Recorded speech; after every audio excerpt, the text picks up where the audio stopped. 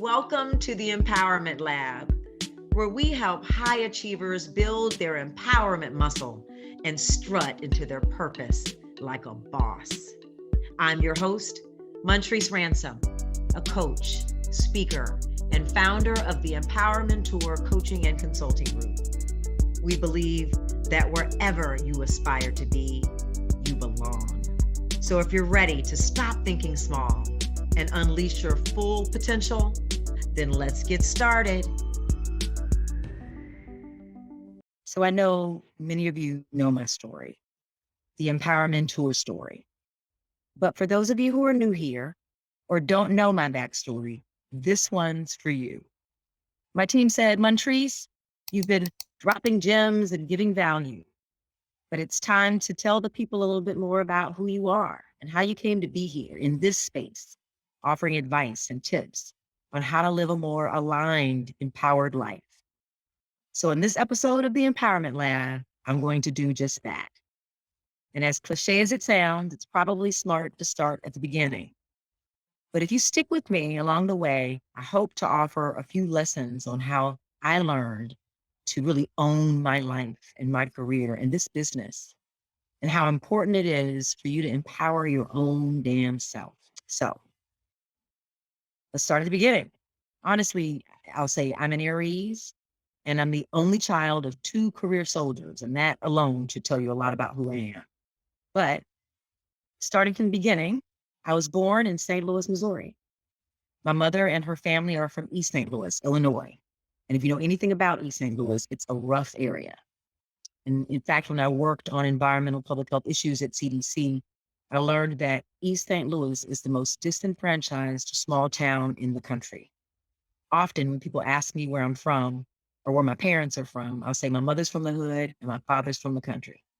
The story is that my mother, in her vision for a bigger and better life, drove across the bridge to St. Louis to give birth to me.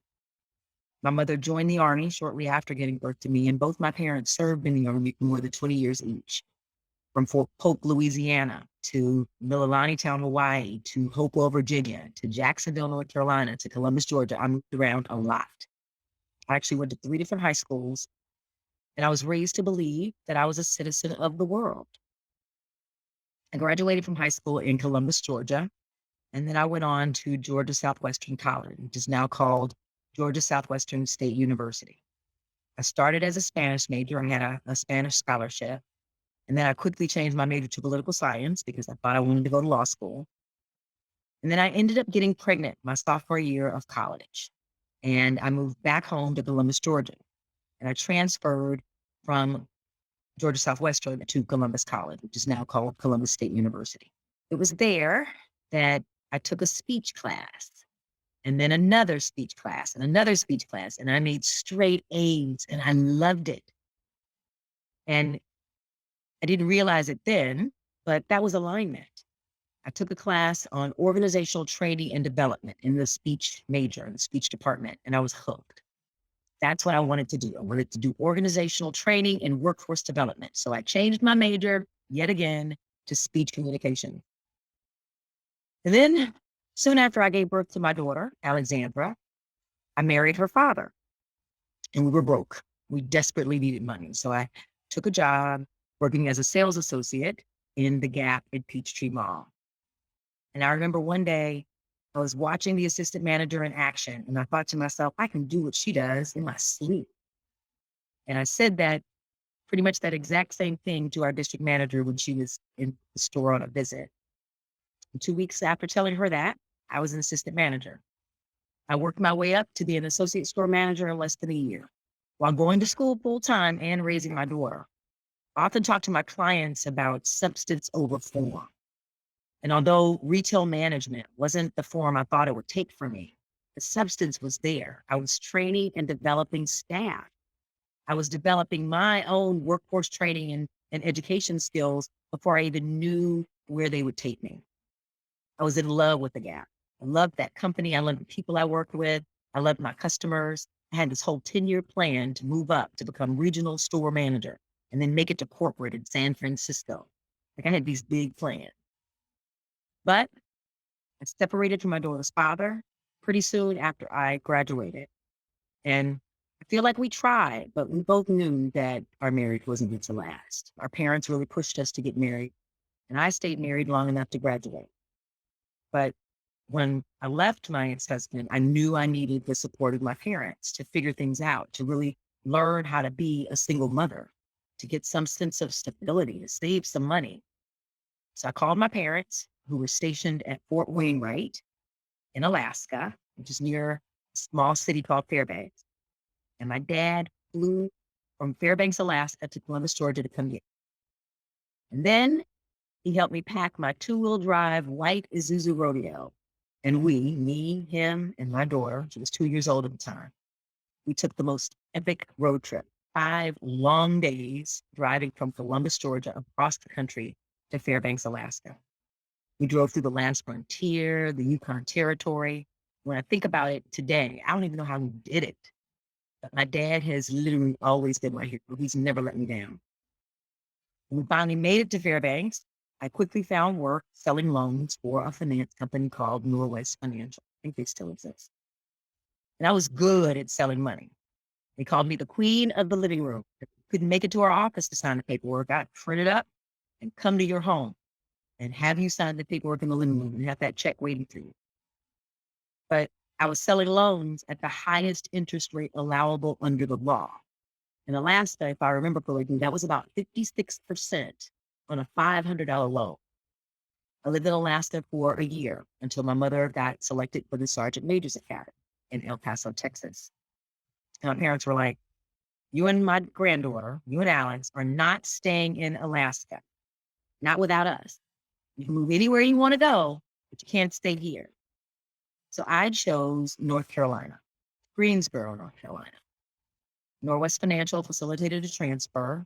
And my dad is actually from a small town in North Carolina called Godwin. We have family throughout the state of North Carolina. So my daughter and I lived with my cousin in Greensboro for a few months.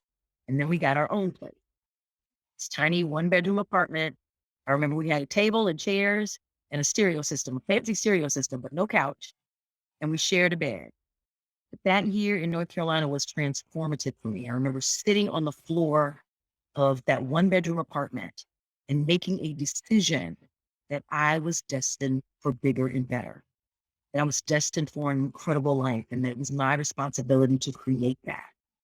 That I had something to prove to myself and to my daughter and to all those people who said I'd be a statistic as a young single mother. And shortly after that, I started applying to law schools. I spent years telling people that my goal was to go to law school. Then I got pregnant and married, and my life changed, and things just kind of got off track. But one of those people that I told was my good friend and sorority sister, Tisha. And Tisha reminded me regularly of my goal to go to law school. And then one day she decided she was going to go to law school and that we should apply to law schools together. So we did. And I ended up getting into the University of Alabama, and she got into the University of Maryland. Now, I will say that the University of Alabama was not number one on my list at all, but they offered me a full tuition scholarship.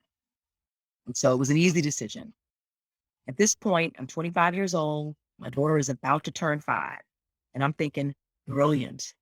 I'll start law school and she'll start kindergarten. When she's in school, I'll be in class. But there's always a hitch, right? My daughter's birthday is September 3rd.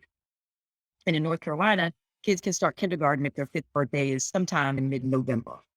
But in Alabama, because of her late birthday, my daughter would have to start school a full year later. We'd have to wait a full year before she'd be able to start kindergarten. Well, that just wasn't going to work with my plan. So I called the superintendent's office in Tuscaloosa, Alabama. And I literally explained my dilemma to anyone who would listen until I finally got on the phone with somebody to make some decisions. But ultimately what I learned was that the rule was if the child was enrolled in school in the transferring state, they could enroll in school in Alabama. So I enrolled my daughter in school for one day in North Carolina. And I had the principal sign a letter saying that she was enrolled and attended at least that one day. And I was able to transfer her to school in Alabama. In law school, I met two other single mothers who became my village. When I talk about developing a sense of belonging and how important it is for you to develop that sense for yourself, it starts with, in many instances, finding your village, finding your people. And that's what happened to me in law school at the University of Alabama. Me and those two other single mothers, we supported each other. We shared babysitting duties, and I couldn't have survived law school without them. When I graduated from law school, I knew before I graduated that I didn't want to practice law in the traditional sense. When I got to law school, it wasn't at all like they portrayed it to be on Law and Order. And so I decided that I was going to get this law degree, but I didn't want to practice. And so that same friend who reminded me of my law school goals and held me accountable and held my hand through the application process, Tisha, she told me about a program called the Presidential Management Internship Program. It's now called the PMF program. It used to be called the Presidential Management Internship Program. Now it's called the Presidential Management Fellowship Program. But at the time, the program required a nomination from your dean, the dean of your school. And so I asked my dean for a nomination, and she nominated me, and ultimately I was accepted as a PMF finalist. And then I chose to accept my appointment at CDC. I chose CDC because my parents had retired from the Army, and they were living in Augusta, Georgia, actually Hepzibah, Georgia. And CDC was in Atlanta, about 2 hours away, so close, but not too close. I was appointed to the Congressional Legislative Branch of the Financial Management Office at CDC. And my job was basically to plan visits for congressmen and women when they wanted to come to CDC to learn about the latest science on any given topic in public health. And I kind of had fun in that job for a while. It was kind of a high profile position, and it was basically like party planning. And when I knew I didn't want to practice law, I did want to use my law degree. So my first 6 months at the agency were a bit frustrating because I didn't feel like I belonged. I was party planning with this highfalutin law degree. I was the only woman of color in most of the rooms that I was in. I was an attorney that was assigned to an agency full of scientists, but I wasn't assigned to the Office of General Counsel. But then 9/11 happened, and I was asked to work in the CDC Emergency Operations Center as an operations.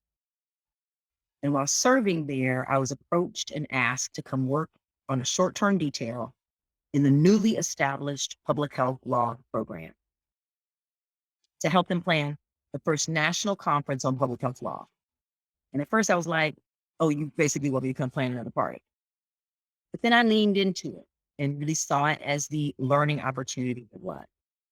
My job was to plan 28 concurrent sessions on every topic in public health you could think of and the law.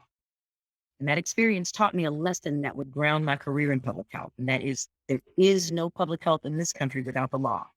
From the establishment of a health department, which is done by statute, to the passing of a clean indoor air ordinance, it is the law that creates the frameworks that make our default choices healthier. I planned that conference, and I think maybe 6 or more annual public health law conferences that followed. What was supposed to be a 3-month detail turned into pretty much a 20-year career.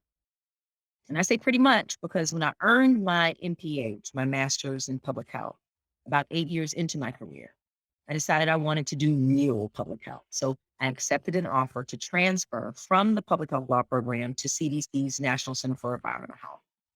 And I worked on a 2-year project called the National Conversation on Public Health and Chemical Exposure. Now, while I was gone for those 2 years, the public health law program underwent quite a few changes, including bringing in a new director, a man named Matthew Penn.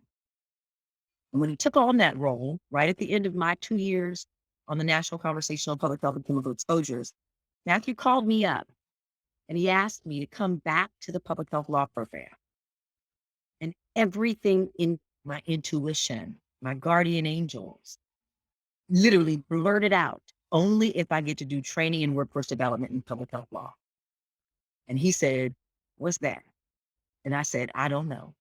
But if you give me a desk and some space and some time, I'll figure it out. And I did. I spent the last 10 years of my career at CDC helping Matthew and our team rebuild the public health law program. And I built a key component of that program, an award-winning public health law training and workforce development team.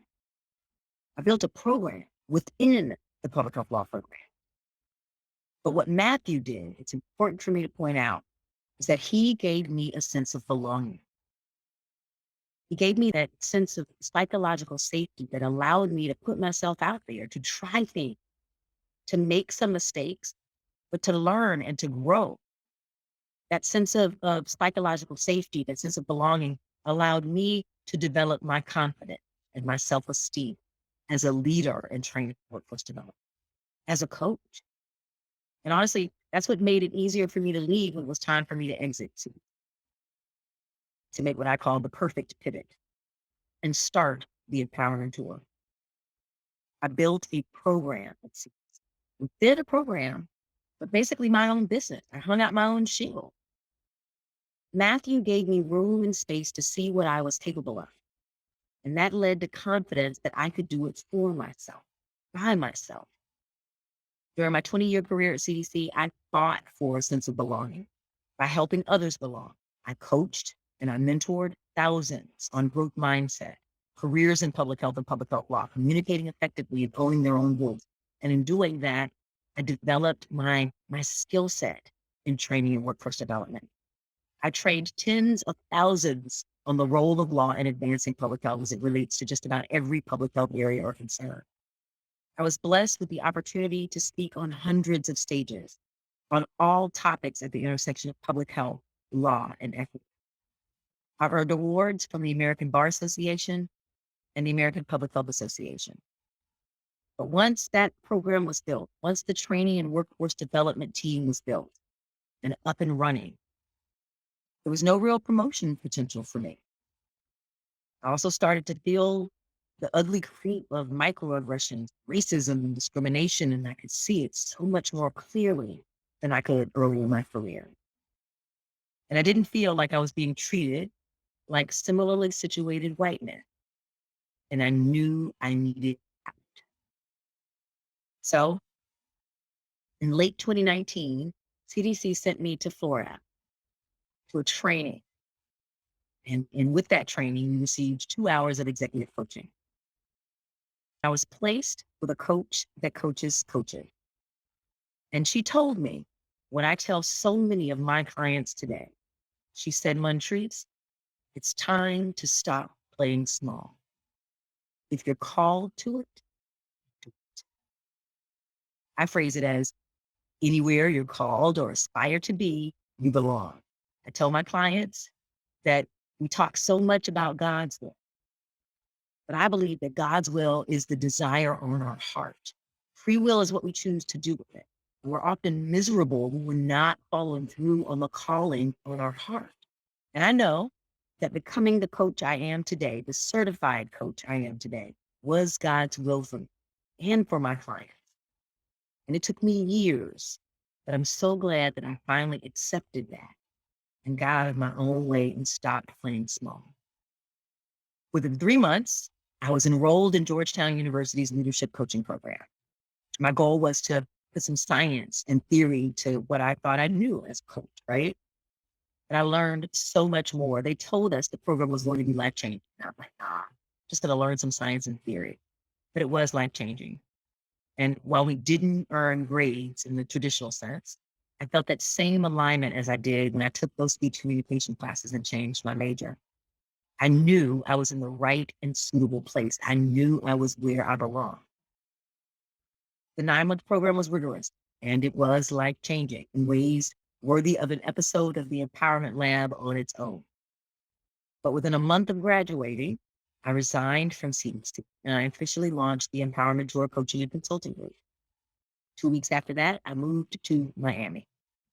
Today, I run my business, hosting the Empowerment Lab podcast and YouTube show, spreading the message about the number one human motivator for all humans, belonging. As an international speaker and trainer, coaching high-achieving women and a few good men through my S.T.R.U.T one-on-one coaching program, through the Your Career Own collective group membership, and my newest coaching program, the Empowered Speaker, supporting coaches and building their coaching business through my S.T.R.U.T into Coaching Academy. And I also serve as the director of the National Coordinating Center for Public Health Training within the National Network of Public Health Institutes. Yep, I am busy, but I'm balanced. because I'm aligned. And I don't do it all.